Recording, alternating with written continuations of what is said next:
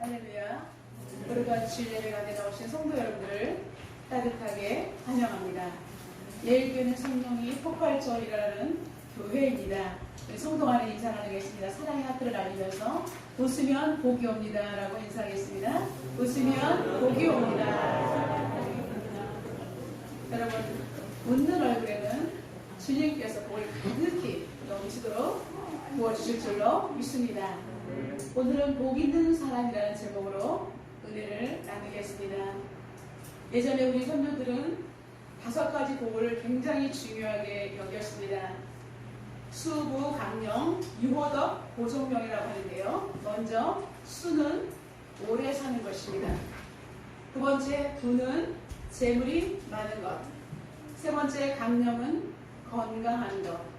네 번째 유호덕은 남을 돕는 것입니다. 그리고 5번째 보존명은 평안히 일생을 마치는 것으로 생각했습니다. 참으로 좋은 이야기입니다. 대부분의 사람들은 세상적으로 보여지는 것을 복으로 생각하는 것을 한계성에 그치다는 것이 좀 안타깝습니다. 그러나 우리 그리스도인들은 이러한 기본적인 복과 다 차원이 다르게 우리는 다른 복의 개념을 가지고 있습니다. 왜냐하면 하나님은 복에 참으로 관심이 많으신 분이시고 우리를 복 주시기에 너무나 마음이 안달나신 사랑의 하나님이시기 때문입니다. 그리고 하나님 자체가 복의 근원이시기 때문에 우리는 세상에 보여지는 것, 물질적인 것, 그러니까 남들과 비교해서 내가 더 많이 가졌다 이렇게 그것을 복의 개념으로 하는 것을 편견을 깨뜨려 버리시기를 주님의 이름으로 축복합니다. 하나님은 시편 1편에도 복 있는 사람은 이렇게 시작하고 있습니다.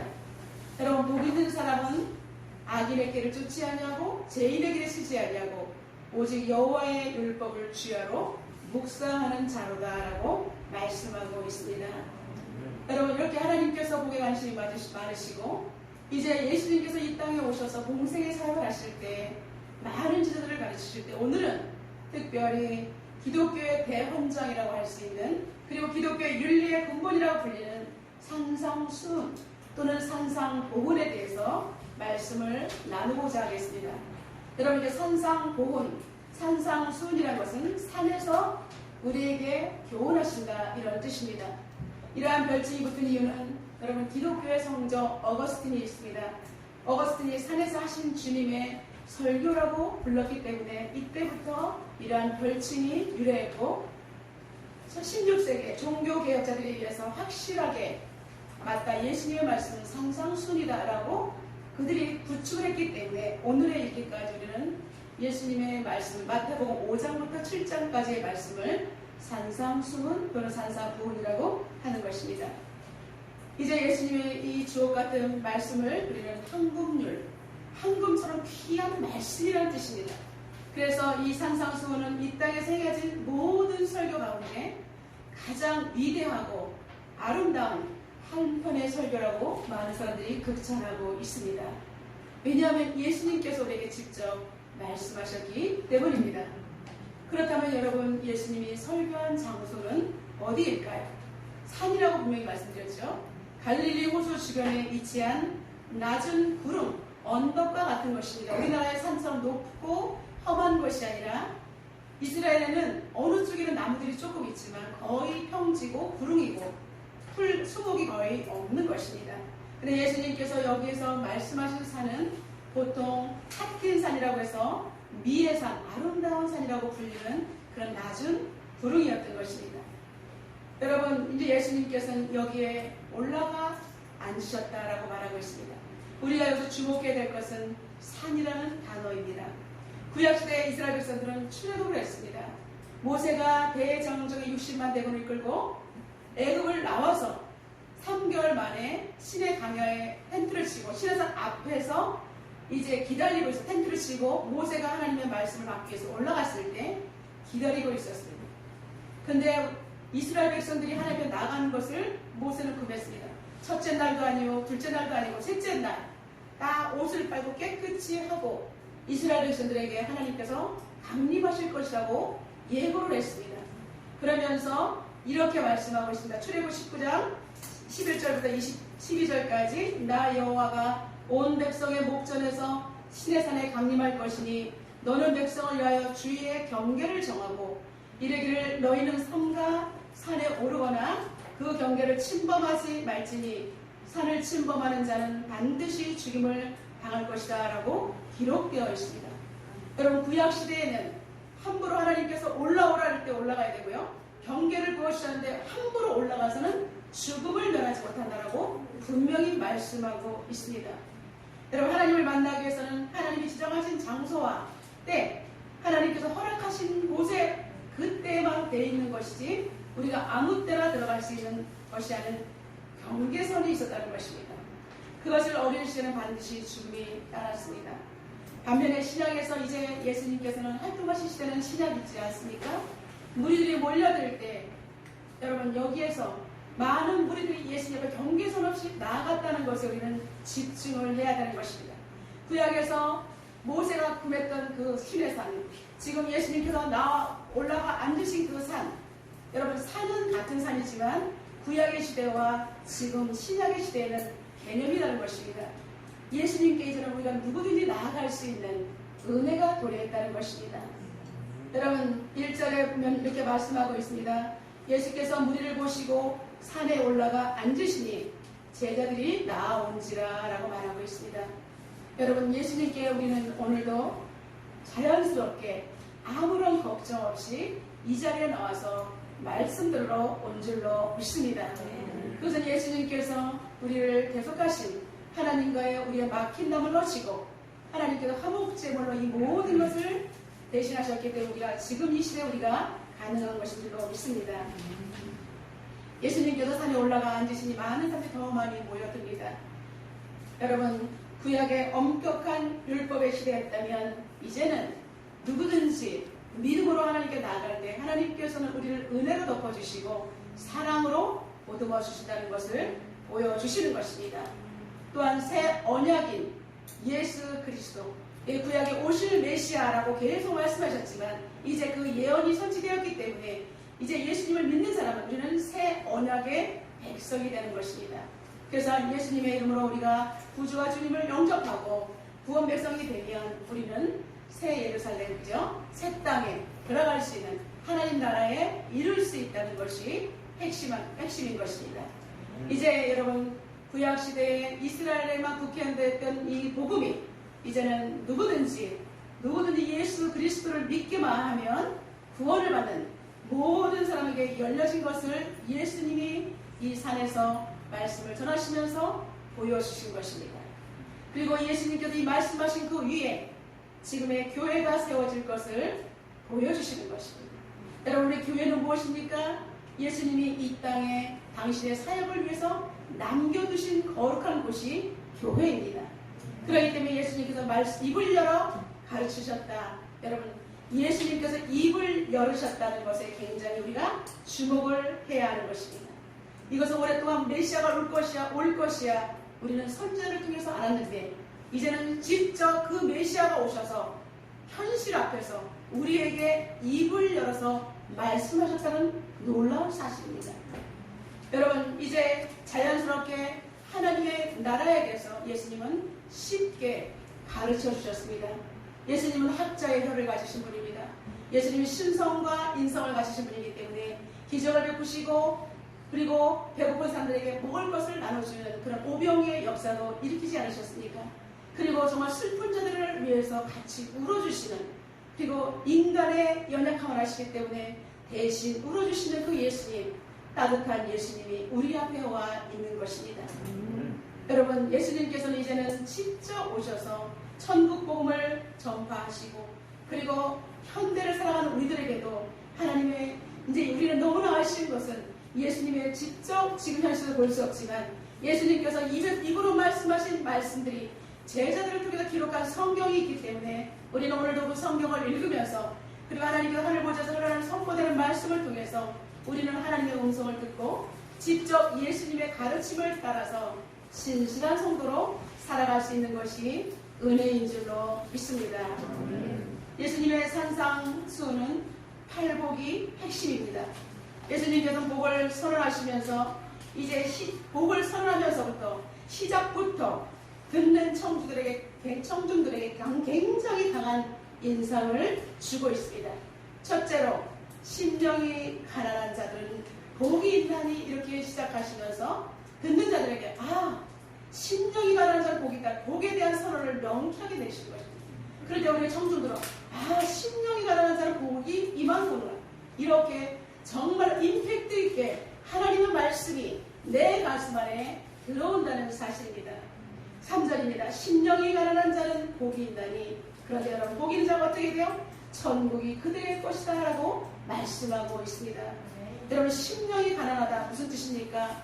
하나님 앞에 어린아이처럼 순수한 영적인 상태를 말하는 것입니다.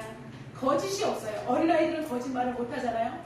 거짓말을 한다는 게 같은 통이라는 것처럼 왜냐하면 꾀를 부리지 못하기 때문에 그 사람들은 굉장히 순수하죠. 그래서 하나님 앞에 우리는 세속적인 욕심을 끊어버리고 오직 하나님으로부터 오는 은혜와 그리고 자비가 채워지기를 간절히 바라는 겸손한 사람입니다. 예수님께서 입을 열으셨다고 했잖아요. 많은 사람들이 예수의 입을 주목했고 그 말씀을 받아 먹기 위해서 늘 초롱초롱했다는 것입니다. 그런 것처럼 이렇게 심령이 가난한 자는 하나님을 향해서 너무나 갈급한 거예요. 하나님의 것으로 채워지지 않은 나는 견딜 수 없습니다. 이 세상 것은 다가 아닙니다. 주님의 것으로 채워야 합니다. 그렇게 하늘의 신령한 것을 구하는 사람이 바로 마음이 심령이 가난한 자인 줄로 믿습니다. 심령이 가난한 자는 겸손합니다. 하나님께 내가 겸손히 나아갈 때 무릎을 꿇고 두 손 들고 나아갈 때 하나님께서는 나에게 아무것도 없는 것 같지만 풍성하게 영적으로 베풀어 주시기 때문에 우리는 하나님을 경험하는 삶을 살기에 이 땅에서 지혜가 풍부하고 지식이 넘쳐나고 담대한 믿음의 담력이 있기 때문에 우리는 이 세상 살아갈 때에 두려움이 없게 되는 것입니다. 여러분 심령이 가난한 자는 하나님께서 반대로 이 사람들에게는 믿음에 부요한 자가 되는 복을 허락해 주신 줄로 믿습니다.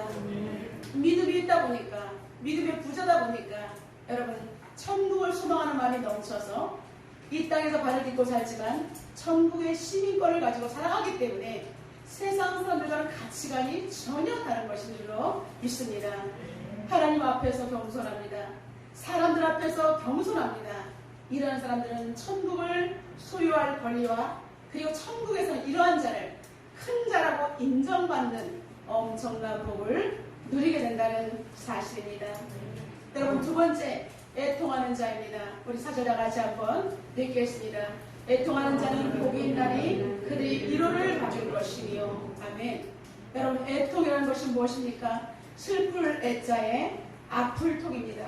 슬프고 아픈 것이 애통이에요.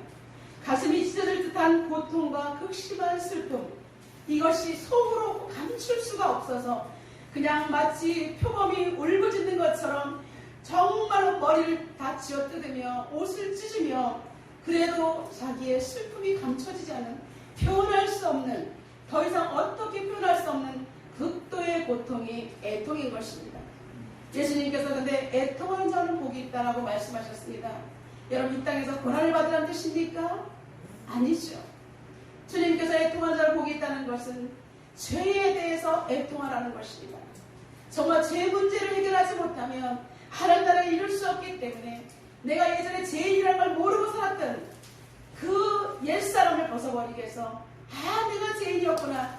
여러분 죄에 대해서 애통을 해야 된다는 것입니다. 그랬을 때 하나님 나는 죄인이에요. 하나님 내가 몰랐습니다. 이전에 내가 주님을 몰랐습니다. 나 때문에 주님이 십자가에 못 박혔다는 것을 사람들이 전해줘도 웃기고 있네. 너나 잘 믿어. 구원이 어디서 이런 너 못해서 10원 줄게. 전 중학교 때 이런 이야기를 친구들한테 들었습니다. 예수 믿고 구원받았더니 내가 이런 너 못해서 10원 줄게. 이렇게 해서 저를 미안해버리는 친구들이 있었습니다. 여러분 그들에게는 구원이 들리지 않습니다. 그러나 우리는 죄에 대해서 애통하고 믿지 않는 자들이 정말로 제 불구덩이를 향해 달려가는 걸 볼 때 우리는 애통하는 마음으로 그 영혼을 주께 인도하기 위해서 전도하기 위해서 애통하는 마음을 가져야 하는 것입니다. 이거는 경건한 슬픔입니다. 인간적으로 정말 내가 죄를 지어서 이런 고통이 아닙니다. 하나님 앞에서 내가 죄인이기 때문에 더 경건하게 살고자 하나님 나라 하나님 백성인데 너무 어떻게 이렇게 살고 있으니까 복음을 전해야 되는데 내 가족을 위해서 정말 하나님, 내 남편, 내 자녀 하나님의 백성을 온전히 세워야 되는데 그들이 훈련받는 하나님의 백성이 되어야 되는데 이렇게 여러분 애통하며 사력을 다해서 그 기도하는 그 마음을 우리 하나님께서 너무 원하신다는 것입니다. 애통하는 자는 복이 있다. 그렇게 슬퍼할 때 하나님의 넉넉한 위로가 있다는 것입니다. 여러분, 위로라는 것이 무엇입니까? 하나님께서는 정말로 파라칼레오, 이루어진 하나님께서 슬픔을 당한 성도와 함께 계시겠다는 것입니다. 여러분, 내가 너무나 힘든데 우리 하나님께서 모든 것을 가지신 분이 든든한 나의 보호자며 나의 후원자이며 나와 함께 하시기 때문에 여러분, 이것을 느끼는 순간 우리는 담대한 사람으로 바뀌게 되는 것입니다. 아무것도 없는 것 같지만 여러분, 가진 자면 무익한 자 같지만 유익한 자가 될 것입니다. 여러분, 그리고 하나님께서는 우리의 이 땅에서의 슬픔이죠. 연단을 받기위해서 우리가 슬픔이 찾아올 수 있습니다. 그 슬픔 하나님 앞에 온전히 잘 통과하는 자에게는 하나님의 크신 위로와 특별한 애통하는 자에게는 우리 하나님께서 눈물을 씻어주는 엄청난 복으로 대갚아 주실 것입니다. 여러분, 진실로 하나님의 특별한 위로는 하나님께서 기쁨으로 대갚아 주신다는 사실입니다. 이사야 선자는 이렇게 고백합니다. 이사야 66장 10절에 예루살렘을 사랑하는 자들이여 다 그 성읍과 함께 기뻐하라. 다 그 성읍과 함께 즐거워하라. 그 성을 위하여 슬퍼하는 자들이여 다 그 성의 기쁨으로 말미암아 그 성과 함께 기뻐하라 라고 증언하고 있습니다. 구약시대의 예루살렘이 무엇입니까? 하나님이 계신 성소입니다. 하나님과 함께, 그리고 모든 성도들과 함께 그 예루살렘을 위해서 하나님 나라를 구축하기 위해서 예배에 집중하기 위해서 예배의 기쁨을 누리는 자에게 하나님께서는 그 성과 함께 기뻐하라라고 말씀하고 있는 것입니다. 여러분, 세 번째 복입니다. 온유한 자입니다. 우리 5절 다 같이 한번 다음 세대 한번 읽어주셔요. 5절 시작. 온유한 자는 복이 있나니 그들이 땅을 기업으로 받을 것이라. 아멘. 온유한 자는 복이 있나니 그들이 땅을 기업으로 받을 것이다 라고 말하고 있습니다. 여러분, 온유한 자는 외부로부터 닥치는 억압과 고난에 대해서 거칠게 반발하거나 인간의 힘으로 해결하기 위해서 결사적으로 대항하는 사람이 아닙니다. 오히려 상대방에 대한 미움과 복수심에서 벗어나서 모든 것을 하나님께 맡기는 것입니다. 억울한 여러 가지 송사가 있지 않습니까? 그러면 말로 하면 너무 싸움이 오갈 때 하나님이 재판장을 하나님께 맡기는 거예요. 그것이 기도죠. 그래서 영적 평강을 유지하는 것입니다. 평정심을 유지하는 것입니다. 이런 사람이 온유한 자인 것입니다. 이런 사람은 외형적으로 볼 때 남들이 볼 때는 바보 같다, 소극적이다, 무기력하게 보인다라고 할 수 있으나 내면 속에는 만왕의 왕이신 하나님에 대한 굳은 신뢰가 있기 때문에 결코 요동하지 않고 심지가 굳으며 일관성 있는 매우 내각의 사람인 것입니다. 그 마음에는 이미 천국을 소유하고 있습니다. 여러분, 온유한 자는 누구십니까? 이러한 온유한 자의 최고의 모델은 바로 예수님이신 줄로 믿습니다. 예수님께서는 그는 곤욕을 당하여 괴로울 때에도 입을 열지 아니하였으며 마치 두쌍으로 끌려가는 어린 양과 털 깎는 자 앞에 잠잠한 양같이 그 입을 열지 아니하였도다. 그러나 실상은 그가 많은 사람의 죄를 지며 범죄자를 위하여 기도하였느니라라고 이사야 53장 7절 이하부터 12절까지 말씀하고 있습니다. 온 세상의 죄를 감당하기 위해서 예수님은 수치와 모멸과 모든 것에 대항하지 않고 그대로 짊어지셨다는 것입니다. 짊어져서 비참함으로 억울함을 참는 것이 아니라 속으로는 범죄자를 위해서 수많은 죄인들을 위해서 하나님 앞에 기도했다는 사실입니다. 사랑하는 성도 여러분, 온유한 자는 복이 있나니 하나님의 나라를 기업으로 받을 것인 줄로 믿습니다. 넷째, 의의 줄인 자입니다. 이번에는 장년부가 함께 선포하겠습니다. 6절입니다. 의의 줄이고 목마른 자는 복이 있나니 그들이 배부를 것이며. 아멘. 여러분, 의의 줄이고 목마른 자는 복이 있다. 의가 누구입니까? 그리스도 자체가 의인 줄 믿습니다.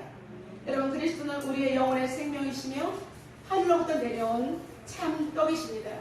그리고 그의 살은 세상에 비할 데 없는 참된 양식입니다. 그의 피는 참된 음료로서 우리가 성찬식할 때 예수님의 피와 살을 먹는다라고 했습니다. 옛날에 예수님을 모르는 사람들은 저 사람들은 식인종이야라고 비난을 했습니다. 왜냐하면 우리가 예수님의 피와 살을 먹고 마신다 이렇게 하니까 모르는 사람은 이렇게 말했던 것입니다. 여러분, 예수님께서 나의 죄 때문에 피를 흘리셨기 때문에 그 피가 생명의 피인 것입니다. 살이 다 찢겼기 때문에 이 떡이요, 예수님의 몸이 찢기시면서까지 우리가 구원을 받았기 때문에 우리는 예수님의 피와 살에 참여한 자가 되어야 되는 것입니다. 그래서 우리는 예수님의 복음 때문에, 예수님 때문에 목마른 자, 예수님 안에 거하기 위해서, 예수님의 의에 거하기 위해서 목마른 자는 복이 있나니 그들이 배부를 것이다. 여러분, 당시의 사람들은 너무나 배고팠습니다. 그럴 때 그들에게 쉽게 이해하기 위해서 예수님께서 이렇게 의에 치린 자는 배부를 것이라고 비유로 말씀하신 것입니다. 오직 그리스도 안에 충실한 자, 주님의 의를 위해 살아가는 자, 이 땅에서 절대로 배고프지 않을 것입니다. 왜냐하면 그리스도의 것으로 가득 차 있기 때문에 하나님께서는 그렇게 우리를 채워주신다라고 말씀하고 있습니다. 요한복음 6장 35절에 말씀합니다. 나는 생명의 떡이니 내게 오는 자는 결코 줄이지 않을 것이요 나를 믿는 자는 영원히 목마르지 아니하리라. 왜냐하면 예수님에게는 참된 말씀이 있고 예수님의 참된 보혈의 능력이 있고 생명수가 흐르기 때문에 우리는 절대로 예수님 안에 오면은 줄이거나 기갈됨이 없다는 것입니다. 다섯 번째, 우리 다같이 선포하겠습니다. 7절입니다. 긍휼히 여기는 자는 복이 있나니 그들이 긍휼히 여김을 받을 것이며. 아멘. 다섯째 복은 긍휼히 여기는 자가 받게 되는 복입니다. 여러분, 긍휼이라는 것이 무엇입니까? 남을 정말 안쓰럽게 여기고 정말로 그들에게 정말 마음을 베푸는 것이 긍휼의 마음입니다. 여러분, 우리는 그리스도인들은 긍휼의 마음이 있어야 하는 것입니다. 그래서 구제와 우리는 항상 전도와 구제는 함께 나가는 것입니다. 그래서 여기서 긍휼이라는 것은 우리가 하나님으로부터 긍휼을 아무런 대가 없이 하나님으로부터 긍휼을 받았기 때문에 우리는 흘려보내야 되는 통로라는 것입니다. 긍휼히 여기는 자는 긍휼히 여김을 받겠다고 분명히 주님께서 말씀하고 있습니다. 우리는 이웃에게 긍휼을 베풀어야 하는 것입니다. 사랑하는 성도 여러분, 가정에서도 우리는 정말 따뜻한 마음으로 서로를 보다듬는 긍휼의 마음으로, 그래서 자녀들이 공부할 때 못한다고 너무나 그러지 마시고 여러분, 긍휼의 마음으로 공부할 때 얼마나 힘들까, 이 사춘기 시절 보낼 때 얼마나 힘들까, 자녀의 입장에 생각해보고 자녀도 사춘기를 위해서 또 부모한테 함부로 또 이렇게 대들지 말고 우리의 부모님은 또 나를 위해서 얼마나 힘들게 나를 키웠을까라고 서로가 돌아보는 그런 긍휼의 가정이 되기를 주님의 이름으로 축복합니다. 여섯 번째는 마음이 청결한 자입니다. 8절입니다. 마음이 청결한 자는 복이 있나니 그들이 하나님을 볼 것이며. 여러분, 청결하면 세상에 악에 물들지 않고 깨끗한 마음을 말하는 것입니다. 주의 영이 임재되어 우리가 날마다 예배 가운데 주의 성령이 기름 부어달라고 말하는 것입니다. 여러분, 주님의 성령이 임하시면 나의 거짓된 것은 다 씻겨지고 마음이 깨끗한 상태를 말하는 것입니다. 우리 마음에는 주님이 계시는 것입니다. 주님이 계시는 자, 여러분, 금빛처럼 주님의 빛으로 역사하시는 이 심령을 가진 자, 마음이 청결한 자는 하나님을 볼 것이라 라고 말하고 있습니다. 마음이 깨끗한 자는 영안이 열리기 때문에 하나님이 보인다는 것입니다. 여러분, 눈으로 하나님을 본다? 이거는 이단입니다. 하나님은 눈으로 보이지 않습니다. 그러나 우리가 하나님은 영이시고 우리가 영이기 때문에 영으로 기도하는데 하나님을 만날 수 있다는 것입니다. 이것은 우리가 온전히 거듭나지 않으면 체험할 수 없는 부분에 해당되는 것입니다. 참된 기독교는 청결하여 혼합되지 않는 세상으로부터도 거룩을 유지하는 교회가 청결한 교회인 것입니다. 그래서 우리는 그리스도, 신랑 되신 그리스도를 맞이하기 위해서 우리는 신부로서 우리 그렇게 지금도 경건의 생활을 맞이해야 하는 것입니다. 세상의 혼탁한 것들을 깨끗이 청산한 자만이 하나님과 교련할 수 있기 때문입니다. 영안이 열리고 진리의 말씀이 가슴에 살아 움직이는 자는 하나님의 음성도 듣고 그분을 뵐 수 있습니다. 이제 일곱 번째 복입니다. 화평케 하는 자입니다. 우리 구절 다 같이 선포하겠습니다. 화평하게 하는 자는 복이 있나니 그들이 하나님의 아들이라 일컬음을 받을 것이요. 아멘. 그리스도께서 우리를 하나님과 우리가 죄인이기 때문에 원수가 되었을 때 하나님께서 화해를 시켜주신 것처럼 하나님과의 관계가 잘 성립된 사람은 화평케 하는 자입니다. 그리고 하나님과의 관계가 잘 성립된 사람은 이웃과의 관계 속에서도 화평케 되는 사람인 것입니다.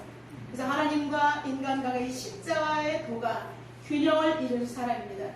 하나님의 말씀을 들었다면 행실이 정말로 아름다운 그리스도의 향기가 나타나는 것이 진짜 그리스도입니다. 직분으로는 장로, 권사, 집사를 가졌으나 행동은 정말 스스로보다 못한다면 이 사람은 그리스도인이 아닙니다. 오히려 그리스도를 욕먹이고 교회를 욕먹이며 지금 한국교회가 세상의 지탄의 대상이 되는 것은 우리가 세상을 잘못 살았기 때문인 것입니다. 세상 사람들은 자신들도 못 살면서 우리에게 그렇게 요청하는 것은 그래도 그 교회는 소망이 있기 때문에 우리가 억울한 것이 아니라 우리에게 거룩하게 살아내야 될 책임을 요청하는 것이기 때문에 세상 사람들의 소망을 우리가 실망시키지 말고 우리가 보여주는 거룩한 성도가 되기를 주님의 이름으로 축복합니다. 여러분 히브리서 12장 14절에는 이렇게 말하고 있습니다. 모든 사람과 더불어 화평함과 거룩함을 따르라. 이것이 없이는 아무도 주를 보지 못하리라. 여러분 사람들과 더불어서 화평함과 거룩함을 따르지 못하면 주님을 볼 수가 없다는 것입니다.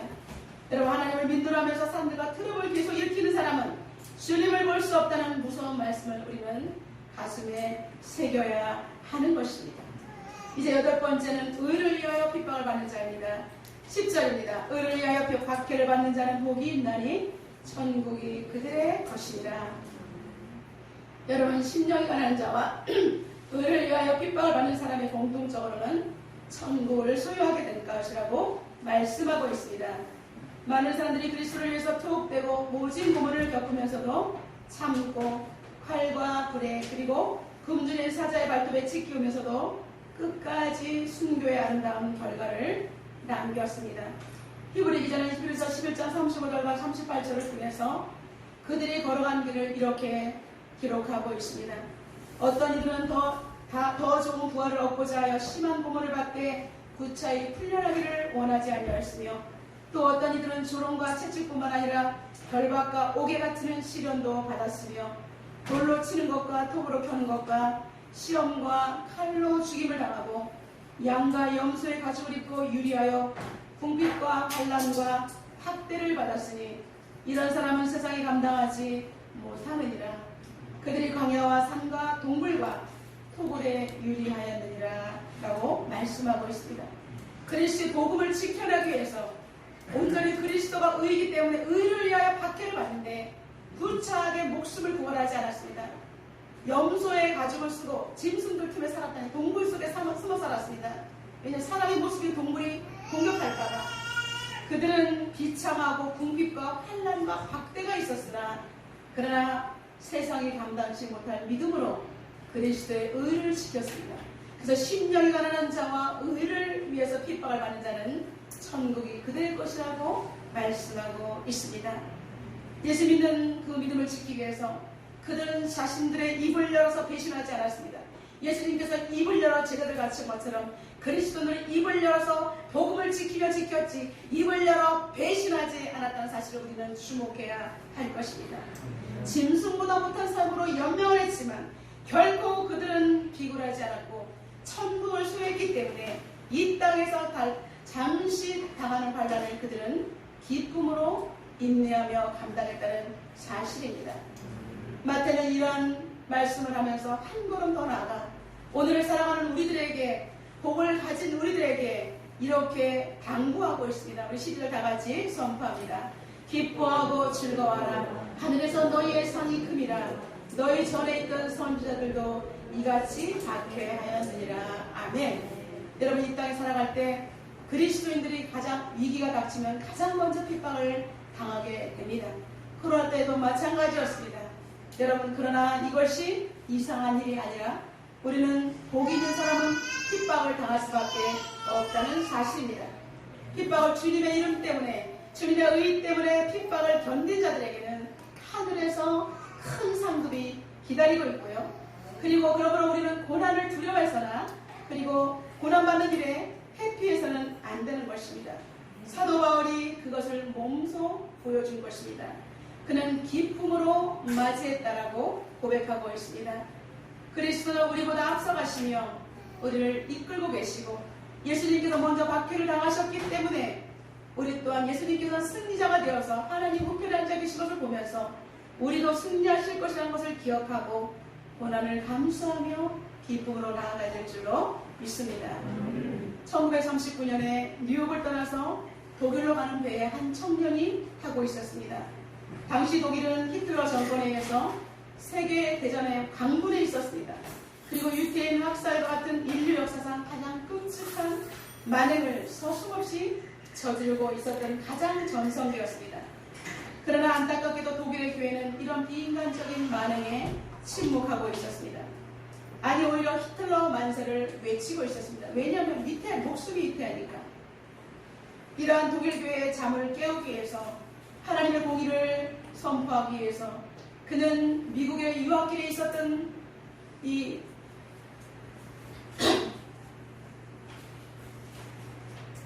청년은 독일을 향해서 갔던 것입니다.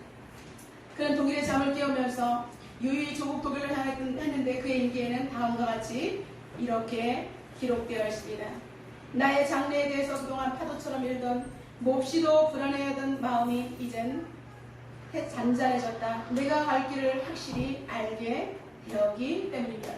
그는 하나님의 말씀을 알고 그는 신분이 신학자고 목사였기 때문에 나는 장래에 대해서 그동안 파도처럼 일던 몹시도 불안해하던 일들이 이제는 나는 잠잠해졌다. 왜냐하면 주님을 위해서 나라를 위해서 조국을 위해서 내가 일하기로 결단한 순간 내가 가야 될 길을 확실히 알게 되었기 때문이다 라고 말하고 있습니다.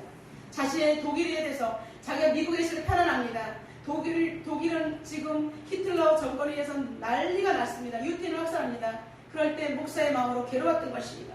근데 이제 조국에 돌아가서 이 나치의 만행을 낱낱이 정말 정면으로 돌파하겠다라고 하했을 때 이제 그의 마음에는 분유하던 것이 가라앉고 확실하게 주의 일을 감당하겠다라고 결단했다는 것입니다.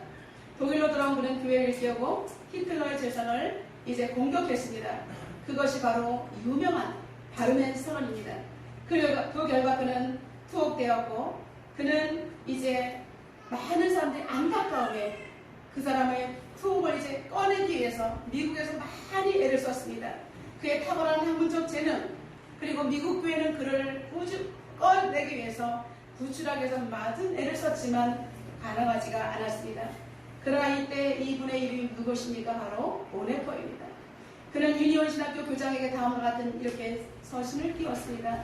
저는 독일에 돌아온 것을 조금도 후회하지 않고 힘차게 일하고 있습니다. 그리고 내가 여기서 일해야 할 일이 무엇인가를 분명히 알고 있습니다. 그러나 그는 이제 결국 감옥에 투옥된 지 2년 만에 1945년에 39세의 젊은 나이에 사형장에서 형장의 이슬로 사라지게 되었습니다. 그러나 보네퍼는 하나님을 믿는 목회자인 사람으로서 복 있는 사람이었습니다.